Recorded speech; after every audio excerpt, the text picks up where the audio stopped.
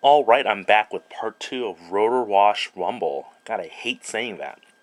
This one is Tailwhip, the enemy of the pack. Tailwhip is a repaint of Blazemaster? Yeah, Blazemaster from the Revenge of the Fallen line. I really like Blazemaster. Some people have issue with him, mostly because of some of his proportions and his arms, but I found myself really liking this figure, if only because that I love how complex his transformation is. And I have to admit that I am a sucker for complex transformations. So when I got this figure, when I got Blazemaster, I say, I was really knocked away by just how much complexity that they were able to put into a deluxe. Well, as most of you have seen Blazemaster before, I'm not going to take too long on it, showing off the details. He is painted as a Chinese police helicopter, but the color scheme is more along the lines of a British police vehicle than a Chinese one. He's mostly white and black, as you can see, with this checkerboard pattern, and I believe this is part of the People's Armed Police, or whatever that they're called, in China.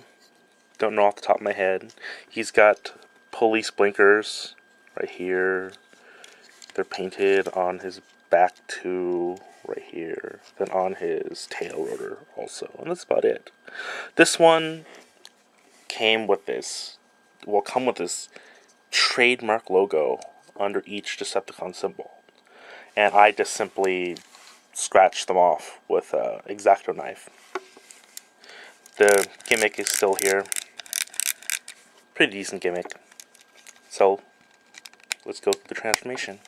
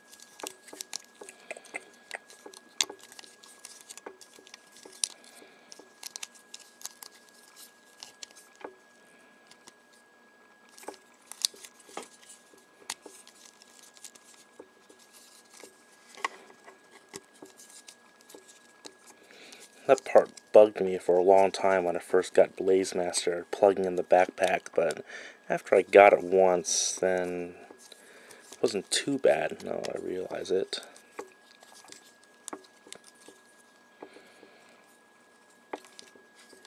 The instructions tell you to split the rotor blades and put one half on each arm, but I had the original Blazemaster Minicon back in the day, and so I prefer to keep him in the style of the Minicon by having one big ass rotor on his arm.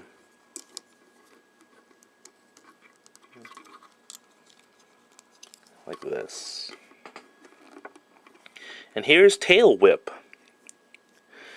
I think as far as the coloration goes, the paint apps, I like Tailwhip more.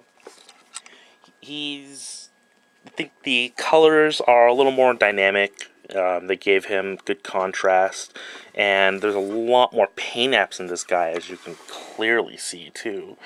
Mostly in the head. It's got the shiny blue plastic on its head, the shiny yellow plastic, even on his feet too, are the shiny blue paint, I should say, not plastic. The same problems and the same issues with the mold and stability are still maintained in this figure. Nothing has changed. It's a straight repaint.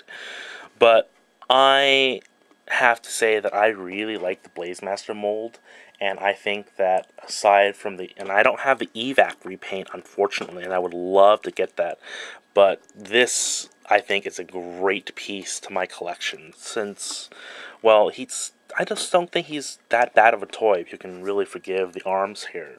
Other than that, not much to say. Here's a back view of him. The backpack's still pretty big. In the alt mode, just that the fun symbols are a little crooked, but in the robot mode, as you can see, that they come out quite fine, so it's not too bad. But yeah, Rotorwash Rumble, I think it's the most valuable, well, the most worthwhile pack. You're getting the Takara Tomy Elita 1, and I think you're getting probably the best, in my opinion, the best repaint of Blazemaster that you can get. Evac 1 isn't too bad. Blazemaster's pretty good, but this one, I really think that this one is the repaint to get. That's it.